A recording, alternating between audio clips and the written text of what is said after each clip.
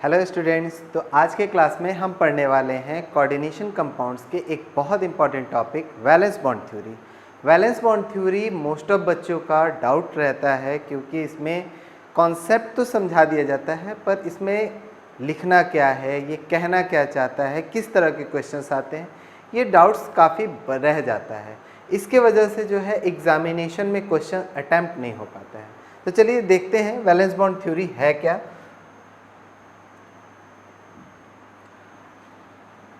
अगर पॉस्टुलेट्स की बात करें तो वैलेंस बॉन्ड थ्योरी में कोई भी नया पॉस्टुलेट नहीं है। इसमें सिर्फ मॉलिक्यूल के फॉर्मेशन के बारे में बताया गया है, वो भी हाइब्रिडाइजेशन कॉन्सेप्ट को उठाकर, जिसे आपने क्लास 11th में केमिकल बॉन्डिंग चैप्टर में पढ़ा है। हाइब्रिडाइजेशन क्या होता है? Mixing of equivalent energy orbitals to give equivalent energy orbitals. ठीक है, हाइब्रिड ऑर्बिटल्स देना। तो एटॉमिक ऑर्बिटल का मिक्स करके हमारे इक्विवेलेंट एनर्जी के एटॉमिक ऑर्बिटल को मिक्स करके इक्विवेलेंट एनर्जी के हाइब्रिड ऑर्बिटल्स का फॉर्मेशन होना, ये हमारा होता है हाइब्रिडाइजेशन। इसमें पहला बात कहा गया कि जब कभी भी सेंट्रल मेटल कोऑर्डिनेशन कंपाउंड या कॉम्प्लेक्स कंपाउंड बनाता है तब वो अपने इनर और आउटर डी ऑर्बिटल्स को जो है एस और पी के साथ मिक्स करता है, डिपेंडिंग ऑन कि उसको किस तरह के कॉम्प्लेक्स को बनाना है, किस तरह का लिगेंड उसको अप्रोच कर रहा है।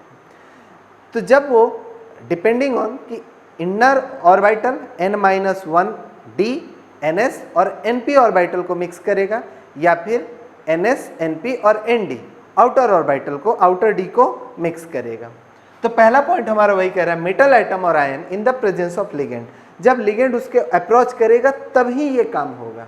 अगर लिगेंड उसको अप्रोच नहीं कर रहा है तो सेंट्रल मेटल अपने जो है इक्विवेलेंट एनर्जी डी ऑर्बिटल को जो है हाइब्रिडाइज नहीं करेगा, मिक्स नहीं करेगा। तो जब कभी भी लिगेंड उसको अप्रोच करेगा, लिगेंड का प्रेजेंस होगा, तब n-1 d ns और np ये तीन ऑर्बिटल को आपस में मिक्स करके हाइब्रिड ऑर्बिटल्स बनाएगा या फिर ns np और nd ऑर्बिटल को मिक्स करके हाइब्रिड ऑर्बिटल बनाएगा। For example in complex of 3D series, 3D series जो है वो काफ़ी इंपॉर्टेंट सीरीज है। स्कैंडियम से लेकर जिंक तक में हमें कॉम्प्लेक्स जितने भी बनाए गए हैं उनको पढ़ना है। तो in the complex of 3D series hybridisation takes place between, hybridisation किसका किसका होगा? उसमें हमारा 3D 4s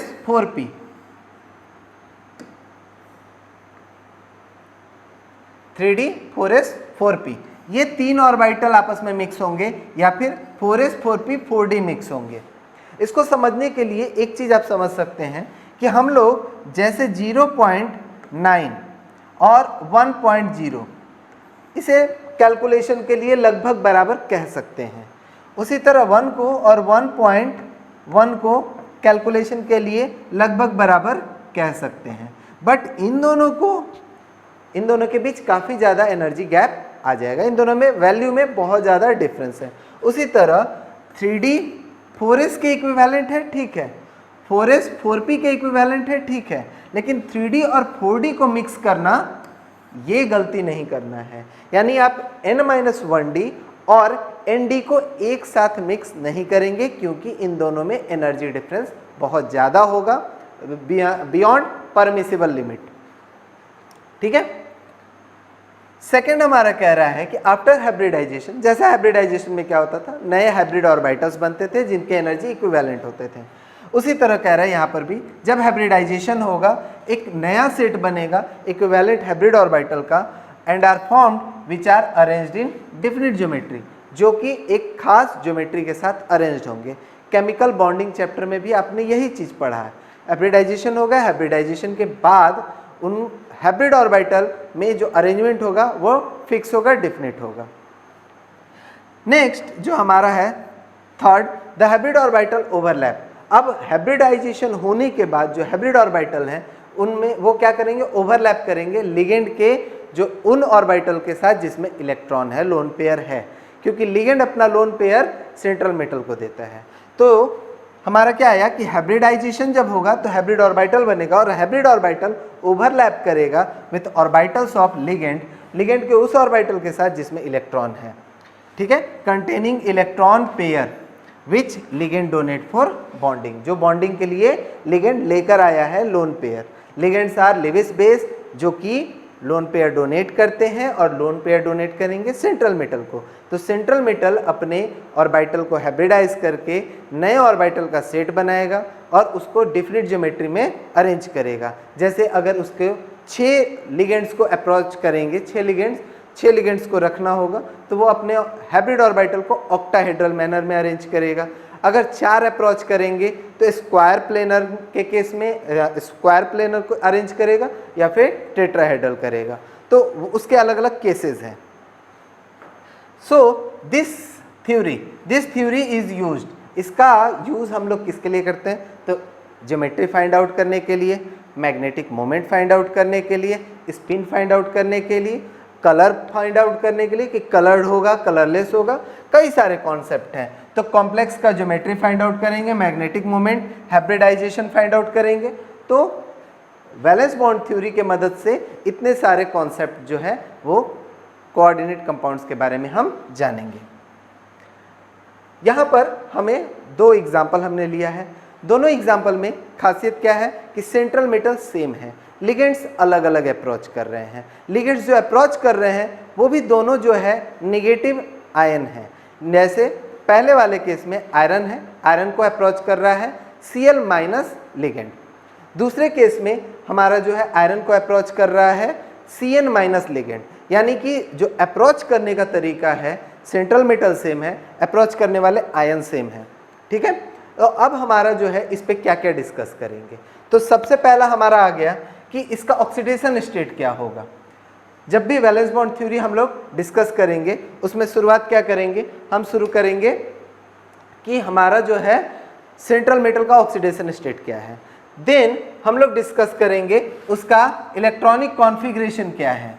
और इलेक्ट्रॉनिक कॉन्फ़िगरेशन जब डिस्कस करना है तो आप सिर्फ ये पार्ट भी डिस्कस करेंगे तो चलेगा, बट बाकी जो पार्ट है उसको हम लोग 0 दिखाकर उसके हाइब्रिडाइजेशन को रिप्रेजेंट करते हैं, ठीक है। तो दोनों ही केस में चूंकि आयरन है, आयरन का ऑक्सीडेशन स्टेट +3 है, तो दोनों ही केस में जो है हमारा ऑक्सीडेशन स्टेट का लाइन सेम रहेगा, इलेक्ट्रॉनिक कॉन्फ़िगरेशन सेम रहेगा, Fe3+ सेम रहेगा, ठीक है। अब एक में हमारा Cl अप्रोच कर रहा है, एक में हमारा Cn अप्रोच कर रहा है। इसके बारे में हम लोग डिटेल में जानेंगे क्रिस्टल फील्ड थ्योरी में कि कब हमारा जो है क्या होगा, कि मतलब लिगेंड वीक होगा स्ट्रांग होगा, कैसे होगा, क्या हम लोग को करना चाहिए क्या नहीं करना चाहिए, ये हमारा जो है crystal field theory more detail में एक्सप्लेन करता है। वैलेंस बॉन्ड थ्योरी में इसके बारे में कोई एक्सप्लेनेशन नहीं है कि Cl में जो है केस में अनपेयर रहेगा, Cn के केस में पेयर होगा, क्यों पेयर होगा, ऐसा कोई एक्सप्लेनेशन नहीं मिलता। बट इस कॉन्सेप्ट को समझने के लिए हम लोग स्पेक्ट्रोकेमिकल सीरीज को थोड़ा सा मदद ले सकते हैं, पर लिखेंगे नहीं अपने सॉल्यूशन में। क्या है उसमें कि जो वीक लिगेंड्स होते हैं उनके केस में हमारा क्रिस्टल फील्ड स्प्लिटिंग कम होता है, वीक लिगेंड के केस में हमें इलेक्ट्रॉन को पेयर नहीं करना है। स्ट्रॉन्ग लिगेंड के केस में हमें जो है जो इलेक्ट्रॉन हैं डी ऑर्बिटल के उनको पेयर कर देना है स्ट्रॉन्ग लिगेंड के केस में, वीक लिगेंड के केस में पेयर नहीं करना है। यहाँ तक हमारा जो है क्या है एटॉमिक ऑर्बिटल है, ये सारे एटॉमिक ऑर्बिटल हैं, ओके। नाउ इनको जो है अप्रोच कर रहा है Cl और Cn। जब Cl इसको अप्रोच किया तो यहाँ जब Cl बैठने आया तो आयरन जो है वो क्या किया, अपने डी ऑर्बिटल्स के इलेक्ट्रॉन को पेयर नहीं करेगा। Cl के केस में पेयर नहीं करेगा, Cl एक वीक लिगेंड है, पर यहाँ पर लिखेंगे नहीं क्योंकि वीक लिगेंड और स्ट्रॉन्ग लिगेंड ये हमारा क्रिस्टल फील्ड थ्योरी का कॉन्सेप्ट है, हम इस्तेमाल कर सकते हैं उस कॉन्सेप्ट का, पर हम लिखेंगे नहीं, ठीक है। तो हमारा Cl के केस में हमारा इनर डी पार्टिसिपेट नहीं करेगा। जो 6 हैं उनमें एक S का, एक S का, 3 P का और 2 D का, ठीक है। इलेक्ट्रॉन जो है क्लोरीन के रखने के लिए एक S का, 3 P का और 2 D का ऑर्बिटल आपस में मिक्स करेगा। यहाँ पे कौन सा ऑर्बिटल मिक्स हो रहा है, NS, NP और ND। NS, NP, ND orbital को वो आपस में मिक्स कर रहा है, मिक्स करके 6 हाइब्रिड ऑर्बिटल्स बनाया जिसका ऑर्डर क्या है s p d, s 1 तो s, 3p तो p3 और d 2 तो d2, तो sp3 d2, तो हाइब्रिडाइजेशन मेरा हो गया sp3 d2। और इसमें जो है ये संख्या होगा 6। हाइब्रिडाइजेशन का कॉन्सेप्ट ही यही है, जितने एटॉमिक ऑर्बिटल मिक्स होंगे उतने ही हाइब्रिड ऑर्बिटल्स बनेंगे। ठीक है, तो हमारे 6 एटॉमिक ऑर्बिटल आपस में मिक्स होकर 6 हाइब्रिड ऑर्बिटल बनाए। उस हाइब्रिड ऑर्बिटल, एक हाइब्रिड ऑर्बिटल का नाम, इस एक का नाम sp3d2 है। ठीक है, जिनमें आकर क्लोरीन अपना लोन पेयर रख दिया। ये हाइब्रिड ऑर्बिटल क्लोरीन के लोन पेयर वाले ऑर्बिटल के साथ ओवरलैप करके पूरा जो है कोऑर्डिनेशन एंटिटी बनाते हैं। अब यहाँ पर हम देख सकते हैं, यहाँ पर हमारा अनपेयर्ड इलेक्ट्रॉन 5 है। हमारे पास क्या क्या बात पता चला? हमें पता चला हाइब्रिडाइजेशन sp3d2। 6 नहीं बोलेंगे क्योंकि 6 हाइब्रिड ऑर्बिटल्स हमारे जो है 6 हाइब्रिड ऑर्बिटल्स ये हमारे बनते हैं। हाइब्रिडाइजेशन sp3d2 ही कहा जाएगा। ज्योमेट्री ऑक्टाहेड्रल 6 है। 6 का ऑक्टाहेड्रल का ज्योमेट्री हमारा जो है कुछ इस तरह का बनेगा। मेटल 6 लिगेंड्स ऐसे, ठीक है, एक लिगेंड यहाँ, एक लिगेंड यहाँ, एक लिगेंड यहाँ, एक लिगेंड यहाँ, एक लिगेंड यहाँ, एक लिगेंड यहाँ, ये आपस में स्क्वायर प्लेनर, ये हमारा ऑक्टाहेड्रल शेप बन जाता है। तो इस ऑक्टाहेड्रल मैनर में ये अपने ऑर्बिटल्स को अरेंज करेगा और उस ऑर्बिटल का जो कैरेक्टर होगा, हाइब्रिडाइजेशन होगा, वो sp3d2 होगा। ये हमारा बाहर का डी पार्टिसिपेट कर रहा है, इसलिए इसको हम बोलेंगे आउटर डी कॉम्प्लेक्स। ठीक है, इसमें जितने अनपेयर्ड इलेक्ट्रॉन एटॉमिक ऑर्बिटल में थे उतने ही अनपेयर्ड इलेक्ट्रॉन इसमें है, इसलिए इसको हाई स्पिन कॉम्प्लेक्स कहा जाएगा। तो स्पिन अगर पूछा जाए तो high spin complex. Magnetic character जो है वो क्या बोलेंगे? अनपेयर्ड इलेक्ट्रॉन है तो पैरामैग्नेटिक।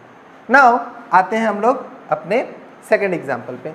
जब Cn अप्रोच करेगा तब क्या करेगा?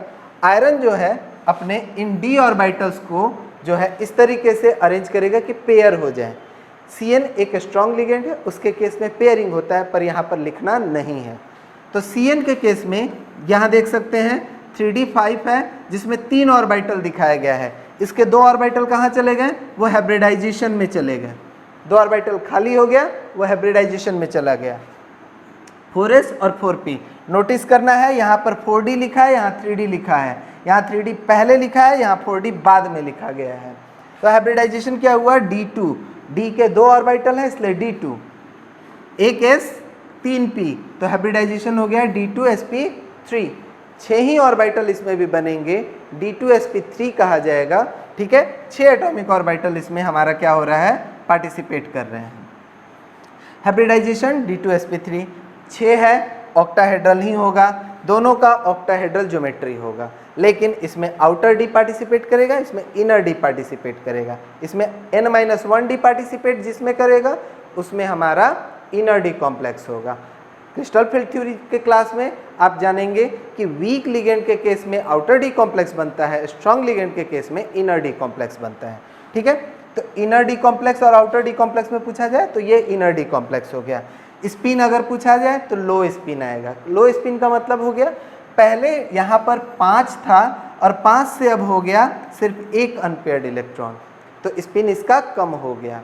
ठीक है, तो ऐसे कंपेयर करना है। एक होगा तो लो स्पिन बोलेंगे, ऐसा कुछ नहीं है। समटाइम्स ऐसे हमारे पास कोऑर्डिनेशन एंटिटीज देखने को मिलेगा जिसमें एक भी है तो उसको हाई स्पिन कहेंगे। ठीक है, तो जैसे यहाँ पर 5 था, 5 से कम हुआ है इसलिए हम इसको लो स्पिन कहेंगे। यहाँ पर हमारा क्या है? 5 का 5 रह गया इसलिए इसको हाई स्पिन कहेंगे। पेयर अगर नहीं हुआ है तो हाई स्पिन, पेयर हो गया तो लो स्पिन। ठीक है, मैग्नेटिक कैरेक्टर, मैग्नेटिक कैरेक्टर हमारा क्या होगा? पैरामैग्नेटिक। एक अनपेयर्ड इलेक्ट्रॉन है, पैरामैग्नेटिक होगा। क्लियर? अब समझने वाली बात क्या है, दोनों में ये भी पैरामैग्नेटिक है, ये भी पैरामैग्नेटिक है। इसका पैरामैग्नेटिज्म जो क्लोरीन है उसका पैरामैग्नेटिज्म अगर हम बात करें तो ज़्यादा होगा, इसका पैरामैग्नेटिज्म कम होगा। पैरामैग्नेटिक मोमेंट कैलकुलेट करने के लिए हमारा फॉर्मूला क्या है? n+2 बोर मैग्नेटॉन Bm, जहाँ N जो है अनपेयर्ड इलेक्ट्रॉन है। इस केस में हम 5 अनपेयर्ड इलेक्ट्रॉन रखेंगे तो √35 आ जाएगा। इस केस में एक अनपेयर्ड इलेक्ट्रॉन रखेंगे √3 आ जाएगा। तो इसका पैरामैग्नेटिज्म कम हुआ, इसका पैरामैग्नेटिज्म ज़्यादा हुआ। पैरामैग्नेटिक दोनों है, दोनों कलर्ड आयन होंगे। तो इतनी बातें हमें वैलेंस बॉन्ड थ्योरी से पता चला। ठीक है, वैलेंस बॉन्ड थ्योरी हमारा कैसे कैसे डिस्कस करना है, पहले oxidation state, atomic orbital, diagram scheme बनाना है, फिर उसके बाद हाइब्रिडाइजेशन करते हुए दिखाना है, हाइब्रिडाइजेशन होकर क्या बना वो बताना है। ठीक है, फिर उसके बाद उसका ज्योमेट्री डिस्कस करना है, उसका स्पिन डिस्कस करना, बस ये सारे पॉइंट्स को डिस्कस करना है। और इस पैटर्न पे डिस्कस जो करेंगे तो ये समझने के लिए बहुत अच्छा है, पर एग्जाम में लिखने के लिए इसको पॉइंट वाइज कर देंगे, हमारा मार्क्स पूरा मिलेगा। ठीक है, चलिए बोर्ड्स में अगर आपका क्वेश्चन आता है तो चाहे बोर्ड्स स्टेट बोर्ड हो, सीबीएसई हो, आईसीएसई बोर्ड हो, इस पर क्वेश्चन आना तय है। तो अगर बोर्ड्स में क्वेश्चन आता है, जैसे यहाँ पर हमारा जो है एक ये बोर्ड्स में आया हुआ क्वेश्चन है, 3 मार्क्स का क्वेश्चन है, discuss the bonding in the coordination entity. हमारा कोऑर्डिनेशन एंटिटी दिया गया है ये, ठीक है, इसमें हमें बॉन्डिंग को डिस्कस करना है on the basis of valence bond theory. Valence bond theory के आधार पर फिर उसके बाद डिस्कस करने के बाद उसके ज्योमेट्री के बारे में बोलना है और स्पिन के बारे में बोलना है कि स्पिन क्या है। तो यहाँ पर हमारा सेंट्रल मेटल है कोबाल्ट, जिसका एटॉमिक नंबर है 27। बहुत अच्छे से आराम से हम लोग जो है इसका सॉल्यूशन लिख सकते हैं। जो चीज़ अभी हमने पढ़ा बस उसको सेंटेंस में बदल देना है, सेंटेंस में बदलेंगे, पॉइंट वाइज लिख देंगे, हमारा पूरा मार्क्स मिलेगा। ऐसे क्वेश्चंस आ जाते हैं, बच्चे क्या करते हैं इस तरीके से डिस्कस कर देंगे अगर, तो उनका मार्क्स थोड़ा सा कट जाएगा। ठीक है, चलिए तो हम लोग कैसे लिखेंगे, इन जो हमारा कॉम्प्लेक्स है उसको लिखेंगे इन CO NH3 6 3+। ठीक है, इसमें हमारा oxidation state of cobalt ion is +3। ठीक है, कोबाल्ट आयन का पहला चीज हम बता दिए कि ऑक्सीडेशन स्टेट क्या है, +3 है। अब इसके बाद डायग्राम बना लेंगे।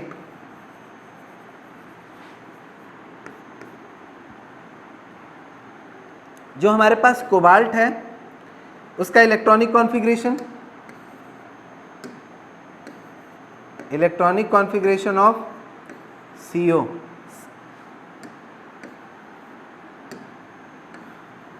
ठीक है। कोबाल्ट का अगर इलेक्ट्रॉनिक कॉन्फ़िगरेशन हम देखें तो हमारा क्या आएगा, जेड हमारा है 27, तो इलेक्ट्रॉनिक कॉन्फ़िगरेशन आ जाएगा आर्गन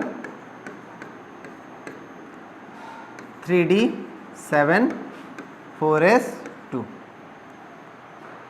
कोबाल्ट 3+ का निकालेंगे तो हमारा इलेक्ट्रॉन जो होगा वो 24 हो जाएगा, आर्गन 18 3d6 4s0 4s0। ठीक है, हमारा जब इलेक्ट्रॉन निकलता है आयन के केस में तो बाहर के ऑर्बिटल से पहले निकलता है। अब इसका जो है हम लोग ऑर्बिटल स्कीम क्या आया, इसके बारे में केवल बात करेंगे।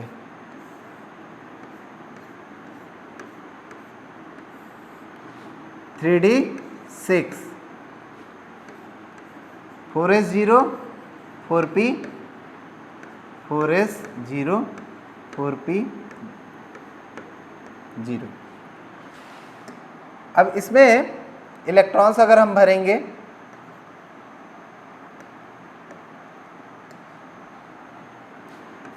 एक दो इसमें भर गया, एक एक सब में भर जाएगा। ठीक है, ये हमारा हो गया सेंट्रल मेटल। अब यहाँ पर लिगेंड्स को अभी तक हम लोगों ने डिस्कस नहीं किया है, अब उसके बारे में हमको बताना है। हमारा लिगेंड क्या है, अमोनिया। अमोनिया एक स्ट्रॉन्ग लिगेंड है, उसके प्रेजेंस में हमारा जो इनर ऑर्बिटल के इलेक्ट्रॉन है वो पेयर हो जाएंगे। अब ये बात लिखना नहीं है, क्रिस्टल फील्ड थ्योरी से हम इस बात को याद रखेंगे और हम आगे करेंगे, ठीक है।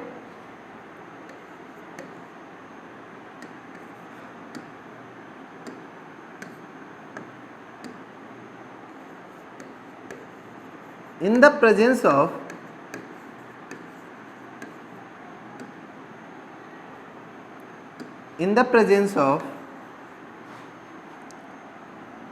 NH3 ligand,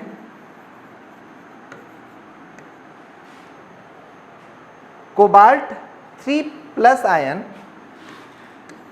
CO3 plus ion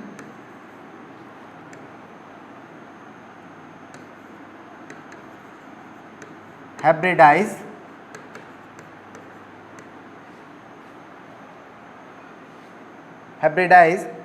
as D2sp3, in which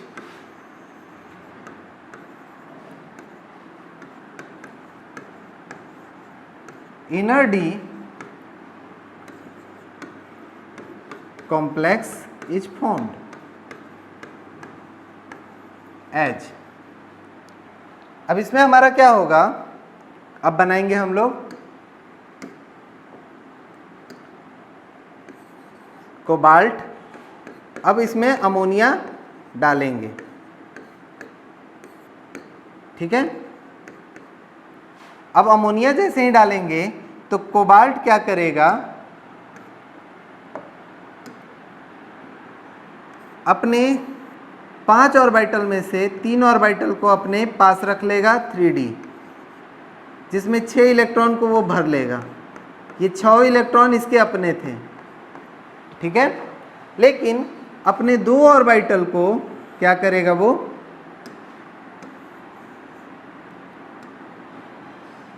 अपने 2 ऑर्बिटल को 3d के 2 ऑर्बिटल, फिर 4s का एक ऑर्बिटल, फिर 4p का 3 ऑर्बिटल ये आपस में मिक्स करेगा। मिक्स करके ये बनाएगा 6 D2sp3 हाइब्रिड ऑर्बिटल्स, ठीक है। इस तरीके से हम लोग आगे बढ़ेंगे। अब यहां पर NH3 आएगा, NH3 सब में अपना लोन पेयर भरना शुरू करेगा।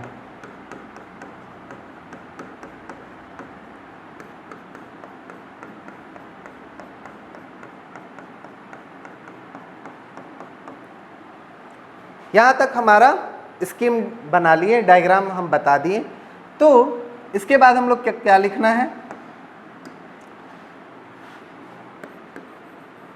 हियर अब हम लोग को डिस्कस क्या करना था, डिस्कस करना था वैलेंस बॉन्ड थ्योरी। तो हाइब्रिडाइजेशन हम बता दिए कि उसमें कौन कौन सा जो है हमारा ऑर्बिटल पार्टिसिपेट किया, वैलेंस बॉन्ड थ्योरी हो गया। अब ज्योमेट्री और स्पिन के बारे में बताना है। Here in CO NH3 6 3 plus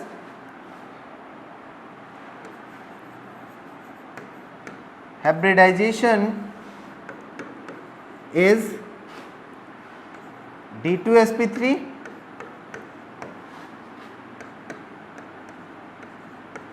inner D complex is formed,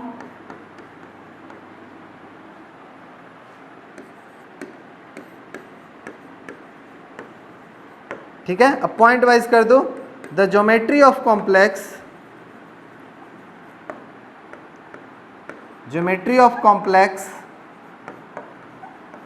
is octahedral. जो कॉम्प्लेक्स है उसका ज्योमेट्री ऑक्टाहेड्रल होगा। दूसरा स्पिन के बारे में कह रहा है, सिंस नो अनपेयर्ड इलेक्ट्रॉन, अक्सर बच्चे क्या लिख देते हैं, since all are paired electron, ऐसे लिखा जा सकता है, गलत नहीं है, बट ज़्यादा सुटेबल होगा due to presence of unpaired electron, due to presence of paired electron. Since no unpaired electrons are present, hence complex is